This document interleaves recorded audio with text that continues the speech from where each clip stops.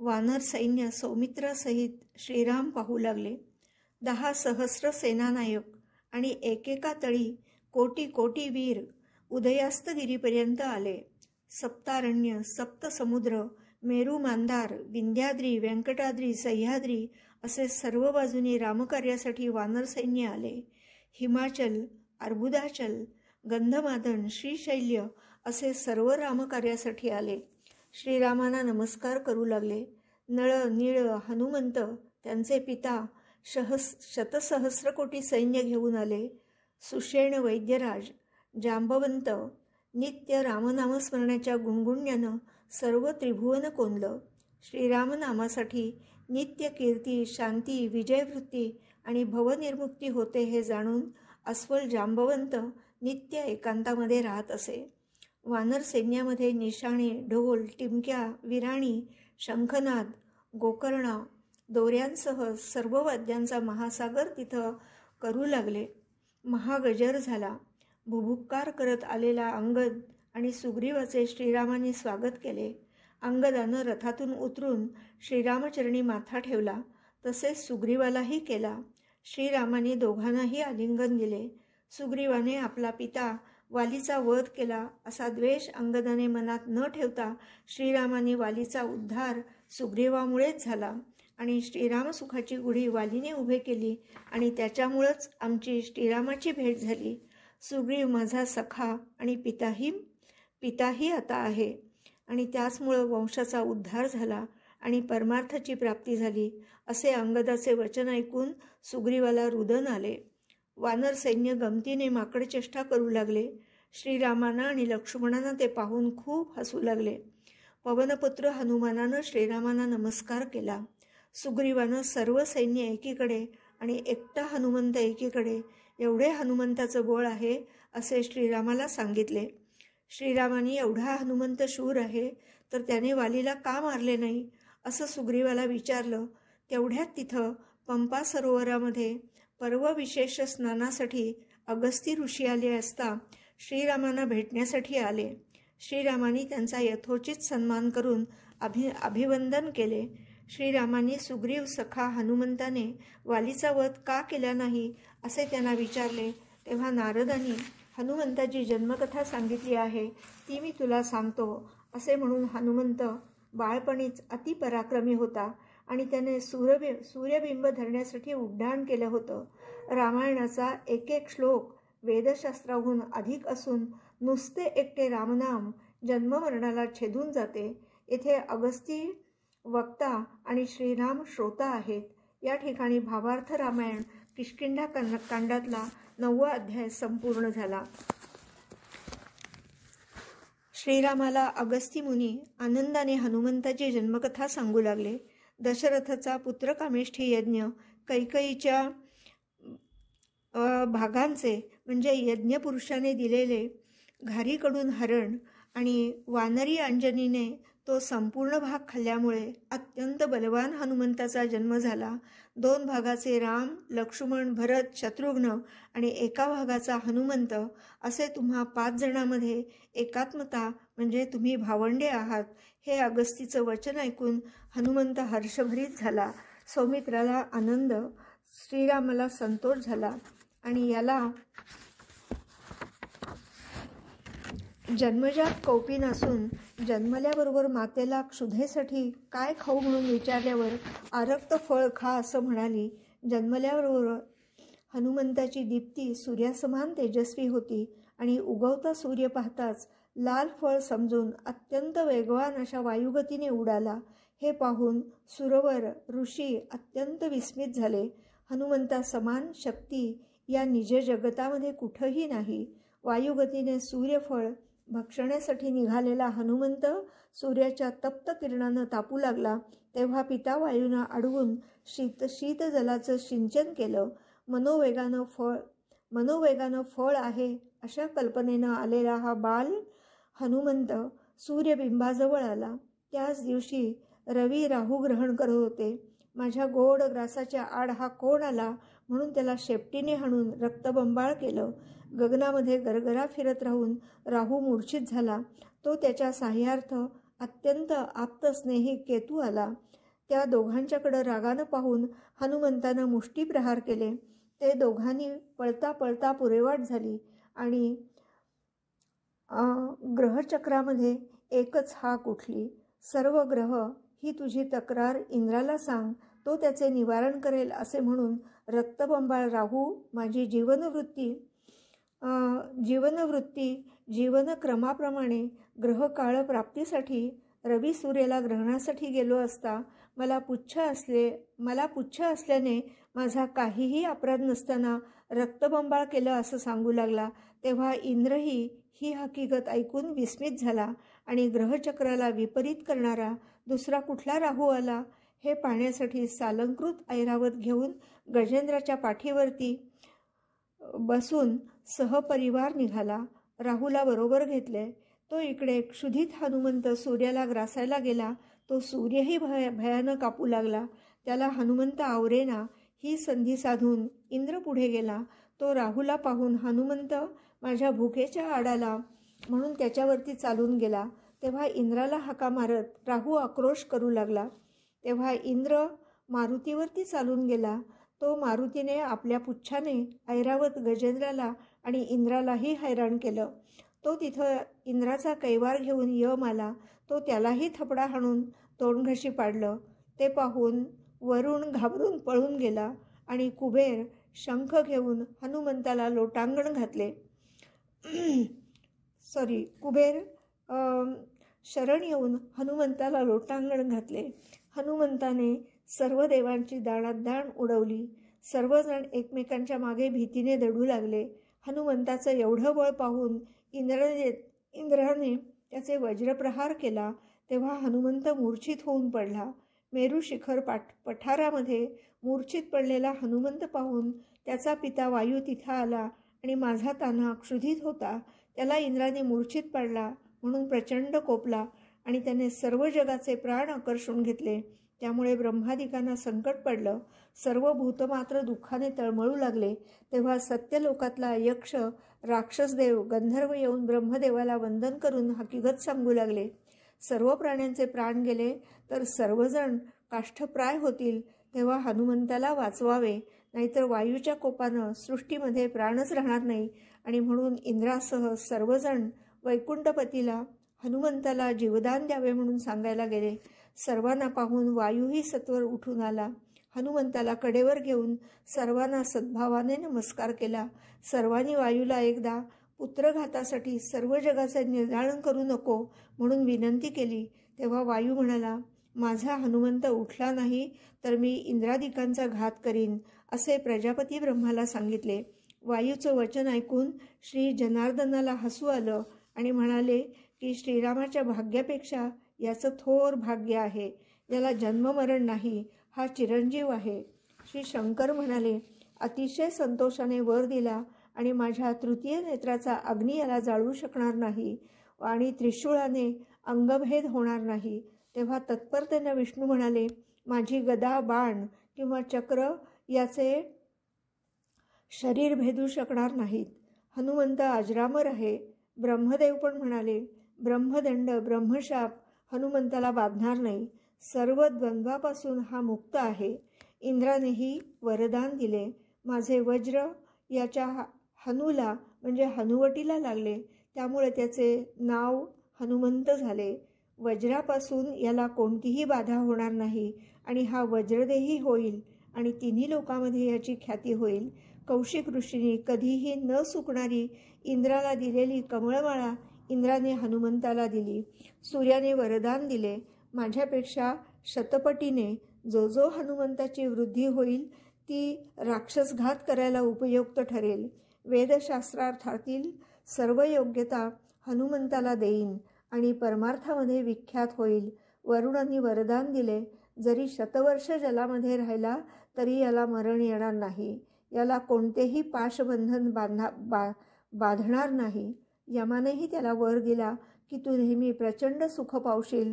तुला म्हातारपण नाही. त्यामुळं नेहमी आरोग्य चांगले राहील. वर्षानुवर्षे युद्ध केलेस तरी तुला श्रम होणार नाहीत. तू थकणार नाहीस आणि तुला कोणत्याही अस्त्राने बाधा होणार नाही. विश्वकर्म्यानेही त्याला वर दिला की मी जी जी शस्त्रे निर्माण केली आहेत त्याच्यापासून हनुमंताला युद्धामध्ये बाधा होणार नाही आणि माझे शिल्प शास्त्रीचे सर्व ज्ञान पावशील असं म्हणून हनुमंताला आलिंगन दिलं. ब्रह्मदेवानी भविष्यकथन केलं की हा अत्यंत भाग्यवान धीर वीर महाशूर हनुमान असून रावणाशी युद्ध करून सीतेला सोडवून आणून श्री रघुनाथाला सुखी करेल. लंकेची होळी करून श्रीरामाच्या सेनेमध्ये अत्यंत वीर हनुमान आपल्या सेवेने श्रीरामाचा परम आप्त होईल. जय जय रघुवीर समर्थ. श्रीराम रामकथा प्रियांजनी तनया आता बहु सत्वर यावे करा अलंकृत आसन शुभ हे दिधले आम्ही सद्भावे. ब्रह्मदेवाने हनुमंताविषयी भविष्यकथन केलं आणि ते ऐकल्यावर श्रीराम आप्त मानेल ही पुत्रकीर्ती ऐकून वायू अत्यंत प्रसन्न झाला. सर्व सुरनर ऋषी प्रसन्न झाले. सर्वांनी जय जयकार केला. वायूनं हनुमंताला माता अंजनीपाशी नेले. हनुमंताची बालकीर्ती सर्वत्र पसरली.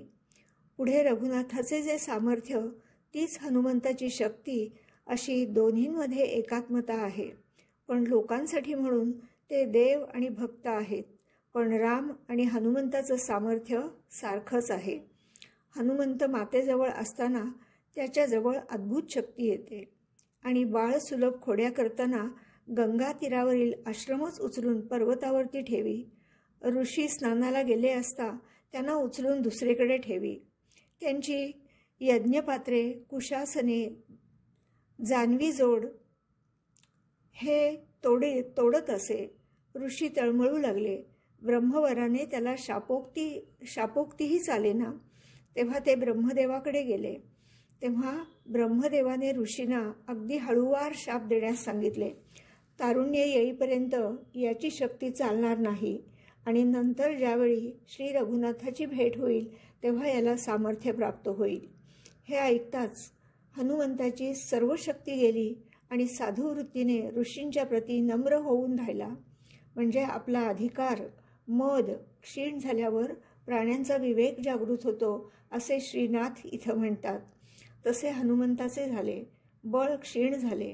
परमार्थी होऊन साधू संतांना भेटावेसे वाटू लागले. पूर्वी सूर्याच्या वरदानानं अंतरी ज्ञानसूर्य उगवला. देही असून विदेह स्थिती प्राप्त झाली. श्रीरामाचा अनन्य भक्त होऊन मारुती जगद्वंद्य झाला. वाली सुग्रीव कलहाच्या वेळी हनुमंताची शक्ती गुप्त होती. त्यामुळे तो वालीचा घात करी आणि वाली हनुमंताचा आप्त असूनही काही करू शकला नाही. शापामुळे त्याची शक्ती गुप्त राहिली होती. हनुमंताची ख्याती ऐकून श्रीराम अत्यंत सुखावले. श्रीरामाला विचारून अगस्त्य आपल्या आश्रमामध्ये गेले. अत्यंत सुखाने आणि प्रीतीने मारुतीला श्रीरामाने आलिंगन दिले आणि हा रणकंदन करून सीतेला शोधायला माझा सहाय्यकारी होईल म्हणून निश्चिंत झाले. या ठिकाणी भावार्थ रामायण किष्किंधाकांडातील हनुमंत जन्मकथन नावाचा 10वा अध्याय संपूर्ण झाला. सुग्रीवाने अध्याय 11. सुग्रीवाने श्रीरामाला आपला कपीसेना संभार आणि महावीर हनुमान दाखवला. श्रीराम मनोमन सुखावले आणि आता कपीसेनेला कार्याची आज्ञा द्यावी म्हणून श्रीरामांना विनंती केली. तेव्हा श्रीरामांनी आपले अजानुबाहू पसरून प्रेमाने सुग्रीवाला आलिंगन दिले आणि आता सीताशुद्धी करावी आणि रावण कुठे राहतो तेही वस्तिस्थान शोधावे असं सांगताच सुग्रीवानं श्रीरामांचे चरणी माथा ठेवला. सीता अत्यंत सावधानतेनं शोधावी असं सांगितलं. तारेचा पिता सुषेणाला वंदन करून आपण सीताशुद्धीसाठी पश्चिमेला जावे म्हणून विनंती केली. पूर्व दक्षिण उत्तर तसेच 10 दिशांना मोठमोठे वीर पाठवून बरोबर सेना देऊन सर्व जन विजन राष्ट्रोराष्ट्र सर्व ग्राम गुहा गिरीकंदरे मेरू पाठारे अशा सर्व ठिकाणी सीतेचा शोध घ्यावा. तसेच सप्तपाताळे शोधावीत. या सप्तपाताळात कोण कोण राहतो तेही सुग्रीवाने सांगितले आणि रामकार्यावरती लक्ष ठेवून दानवांचा घात करून रावणाला जिवे मारावे. सप्तपाताळाच्या खाली 300 योजने शेष सहस्र शीर्षाचा शेष असून त्याच्या अंगावरती श्रीरंग निद्रा करीत आहेत. तेथेही जानकीचा शोध घ्यावा, त्याच्या पलीकडे मात्र जाऊ नये. अंध तामिस्त्र नावाचा मोठा नरक आहे. तिथे पापी माणसे या नरकामध्ये राहतात. तेव्हा आवेशाने सर्व वानर म्हणाले, रावण म्हणजे 10 तोंडांचा किडा आहे. आम्ही त्याला सहज पकडून रामापुढे उभा करू. वानरांच्या जातीपैकी तार वानर जातीची वानरं अत्यंत तेजोराशी असून त्यांना सुग्रीवाने स्वर्गामध्ये जाऊन सीतेचा शोध करायला सांगितले. पृथ्वीच्या वरती सूर्यमंडळाखाली यक्ष, रक्ष, गंधर्व यांची वस्ती आहे. स्वर्गलोक सुद्धा अनेक आहेत. सूर्यलोक, चंद्रलोक, बुधलोक, तारालोक हे सर्व एकमेकांपासून लक्ष योजने दूर आहेत. दैत्यगुरु भृगुपती रावणाची शुक्रावर अतिप्रीती आहे. तिथं रावणाचा शोध घ्यावा. सीता तिथे पाहिली तर तिला आणताना शुक्र आडवा आला तर त्याला मारू नये. श्री वामनाने त्याचा डावा डोळा फोडला आहे तर दुसराही डोळा फोडावा. भीमलोक, देवगुरुलोक, सप्तर्षी सर्व 2 लक्ष योजने दूर असून मुनी सप्तर्षींच्या तिथे अरुंधती असेल. ती श्रीरामाच्यासाठी सर्व सत्य सांगेल. स्वर्गाच्याही वर कैलासगिरीच्या पाठारावर अलकानगरी असून कुबेराचे वस्तीस्थान तिथं आहे. तिथं सजीव सरोवरामध्ये सुवर्णकमळे विकसतात आणि कमळाच्या सुगंधाने ब्रह्मा देखील स्तब्ध होतो. कुबेर हा रावणाचा बंधू आहे. त्याची तिथं जायला स्वतःची शक्ती नसली तरी सीतेमुळे त्याला गती येईल असे अनेक ग्रंथांमधून लिहिलेले आहे. ह्या 3 लोकांमधून बाहेर श्रीहरीचा ध्रुवलोक आहे. 3 लोकांमध्ये प्रलय झाला तरी ध्रुवलोक अचळ राहतो. ध्रुव हा वीर, शूर, भगवत भक्त आहे. तो सीतेचे आक्रंदन ऐकून रावणापाशी तिला निश्चित सोडवेल. अजून पृथ्वीपासून कोटी योजने दूर महरलोक आहे. तिथं कल्पायू लोकांची वस्ती. तिथून कोटी योजने दूर जनलोक. तिथं ऊर्ध्वरेत योगी. तिथून कोटी योजने दूर तपोलोक. तिथं शांत तपस्वी लोकांची वस्ती आहे. अत्यंत भावाने भगवत भक्ती करत ते प्रत्येक कर्म करतात आणि दिनांच्या उद्धारासाठी तप करतात. त्यांना नमन करून सीता कुठे आहे असे विचारावे. तपोलोकाहून 4 कोटी योजने दूर सत्यलोक आहे. तिथं स्वतः सृष्टीकर्ता ब्रह्मा राहतो. त्या लोकांचा महिमा असा आहे की त्याला उपमाच देता येणार नाही. तिथे मूर्तिमंत वेद, धर्म, ब्रह्मचर्य, तप, गायत्री, वेदबीज हे अतिगुप्त आहे. मूर्तिमंत दया, सत्य तिथे एकत्र नांदत आहेत.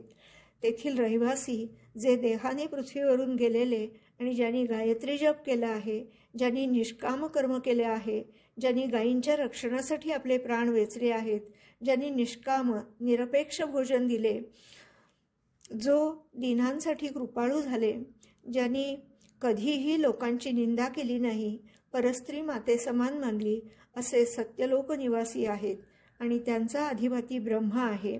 रावण पौलस्तीचा मुलगा आणि ब्रह्माचा नातू आहे. तो सीता समवेत कदाचित तिथं असेल. तिथं इंदिरा सरोवराचे पाणी अमृता समान आहे. तेथील सोमवृक्षाच्या छायेत बसले असता सुषुप्तीसुद्धा दासी होते. यावर स्वर्गसुखसुद्धा ओवाळून टाकावे. कोट्यानुकोटी पुण्य केले तरी या छायेमध्ये बसायला मिळत नाही. तेथील समाधी सुख अनुभवायचा असेल तर भगवत भजन आणि श्रीराम नाम महिमा यासारखं दुसरं साधन नाही. या सोमवृक्षातळी सीता समवेमध्ये रावण आहे का पाहावे. तिथं नसेल तर रावण शिवभक्त असून त्याला शिवशक्ती प्राप्त आहे म्हणून कैलासावर शिवलोकी पाहावा. शिवलोकी जाण्यासाठी रामनामाची आवर्तने करावीत. शिव स्वतः रामभक्त असल्यानं रामनामस्मरण ऐकून तो स्वतः सामोरा येईल आणि नामाला अतिसन्मान देईल. वैकुंठ आणि कैलासाचा वृत्तांत कथन करणे शास्त्रालाही अगम्य आहे. तिथं भगवंतच लीला करतात. ब्रह्मसृष्टीला प्रलय झाला तरी वैकुंठ, कैलास, शेषशाहीला प्रलय होत नाही असं याज्ञवल्क ऋषी सांगतात. प्रलय 5 प्रकारचे आहेत. पहिला हा नित्यप्रलय म्हणजे सुषुप्ती गाढ निद्रा, दुसरा मरणप्रलय म्हणजे मरणे, तिसरा प्रलय, चौथा ब्रह्मप्रलय. सप्तावर्ण विलय पावून संपूर्ण ब्रह्मांड विलय पावते तेव्हा सृष्टीकर्ता ब्रह्माही मरण पावतो. आत्यंतिक प्रलय पाचवा हा कोणी डोळ्यांनी पाहू शकत नाही, ते ब्रह्मज्ञानाच्या पोटी आणि गुरुमुखातून येतो. इथं मी तू पण दृश्य द्रष्टा जीव शिव त्रिगुण त्रिपुटीचे निर्दळन होऊन सर्व ठिकाणी एकच ब्रह्म आहे हे गुरुवाक्य प्रतीतीला येते. या सुग्रीवाच्या सर्व गोष्टी ऐकून श्रीराम अत्यंत सुखावले. आत्यंतिक प्रलयाने परिपूर्ण श्रीराम आहेतच, त्यांच्या संगतीने वानरही ब्रह्म पावले. संत संगतीचा महिमाच असा आहे की जे निंद्य आहेत ते वंद्य होतात. श्रीराम कारणाचा कारण असून अतिशय रम्य असे रामायणातला नामस्मरण तारक आहे. राम नामानेच अहिल्याचे उद्धरण झाले. गणिका पावन होतात, भुक्ती मुक्ती पूर्ण होतात. सगुण श्रीराम देही असून विदेही आहे. दिनोद्धारासाठी वनामध्ये स्वतः पायी आला आहे. जो नमस्कारासाठी देवांनाही दुर्लभ आहे, जो वेदशास्त्रांनाही कळलेला नाहीये, तो वानरांचा सखा होऊन वनचरांचा उद्धार केला. नाम भवभेदाचा छेद करते. एकनाथ महाराज या रामकथेमध्ये सावधान ऐका, अवधान द्या असं सांगतात. या ठिकाणी किष्किंधाकांडातील सीता शुद्धर्थ वानर प्रेरण नावाचा 11वा अध्याय संपूर्ण झाला.